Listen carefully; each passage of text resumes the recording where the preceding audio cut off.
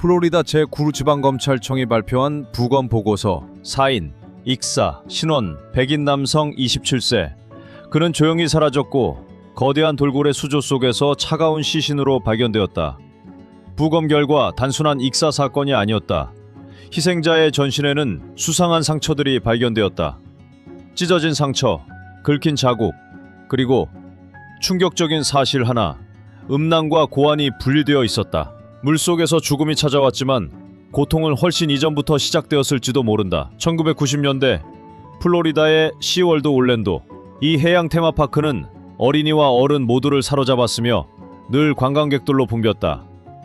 1973년 처음 문을 연 이후로 이곳은 마치 바다를 온전히 육지 위에 옮겨놓은 듯한 생생한 전시와 공연으로 유명세를 얻었다.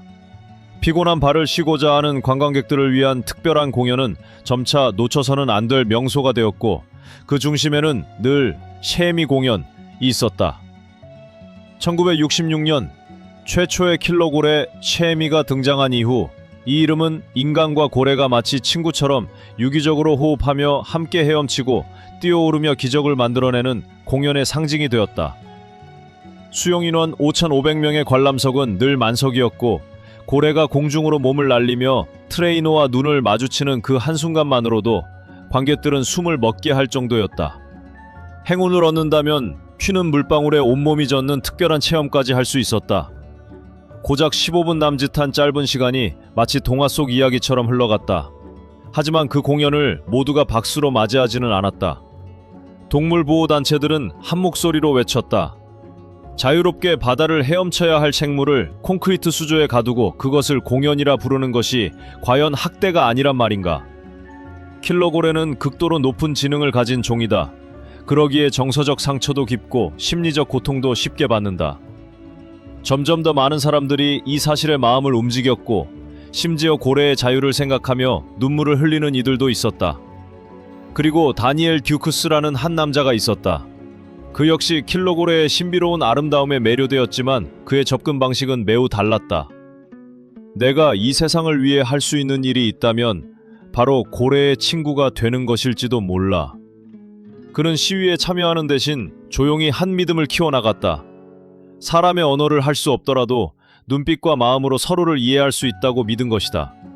그는 고래와 함께 수조 속을 헤엄치며 서로를 바라보고 숨결을 느끼며 진심으로 이해하는 상상을 했다. 그리고 마침내 그는 그 상상을 현실로 만들기로 결심한다. 1999년 7월 5일 다니엘은 조용히 시월드에 들어가 관광객들 사이에 섞였다. 샘이 공연을 관람하는 그의 모습은 평범한 관람객과 다를 바 없었다. 하지만 해가 지고 공원이 서서히 문을 닫을 무렵 그는 감시 카메라가 없는 어두운 구석으로 사라졌다.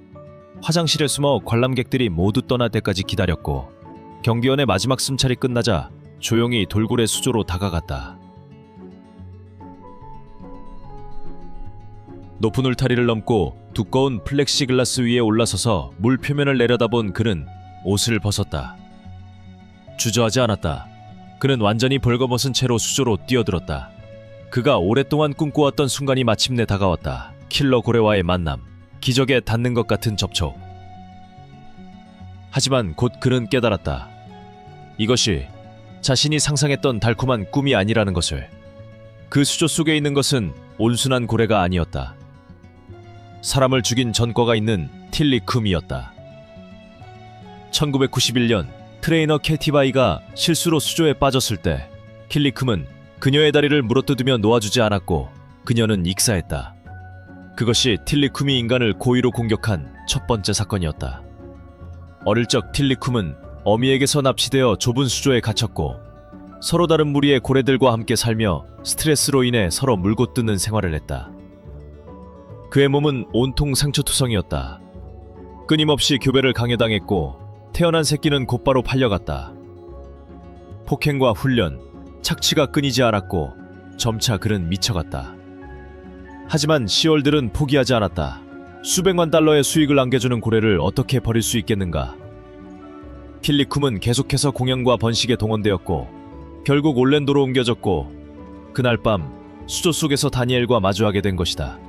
틸리쿰은 다가오더니 강력한 꼬리로 다니엘을 내리쳤다. 즉사하기엔 부족했지만 극심한 고통을 안기기에 충분했다. 킬러 고에는 매우 지능적이다. 약점이 어디인지, 어디를 물면 가장 아픈지 정확히 알고 있다. 그리고 틸리쿰은 다니엘을 살아있는 장난감으로 만들었다. 다니엘이 도망치려 할 때 킬리쿰은 다시 덤벼들어 이번에는 생식기 부위를 물어뜯었다. 비명이 울려 퍼졌고 다니엘은 점점 차가운 검은 물 속으로 가라앉았다. 그날 밤 어두운 수조 속에서는 물장날 소리와 잔혹한 공격 소리만이 끊이지 않았다. 다음 날 아침, 직원들은 다니엘의 시신이 틸리쿰의 등 위에 놓여 있는 것을 발견했다. 경찰과 법의학 전문가들이 도착해 경악했다. 전신은 멍이 들고 긁힌 상처가 가득했으며 신체 산처가 가장 어두. 이분은 물려 찢어져 있었고 무엇보다도 저항의 흔적이 전혀 없었다. 이것의 의미는 무엇인가? 다니엘은 저항할 수 없었단 것이다. 그는 천천히 고통스럽게 절망 속에서 죽어갔다. 더 충격적인 사실은 다니엘이 정신이 맑았다는 점이었다. 그는 마약도 술도 복용하지 않았다. 오직 믿음과 환상만을 가지고 그는 죽음의 수저로 뛰어든 것이다. 가족들은 분노했다. 왜 슈워드는 이런 위험성을 경고하지 않았나? 하지만 사회의 반응은 냉담했다.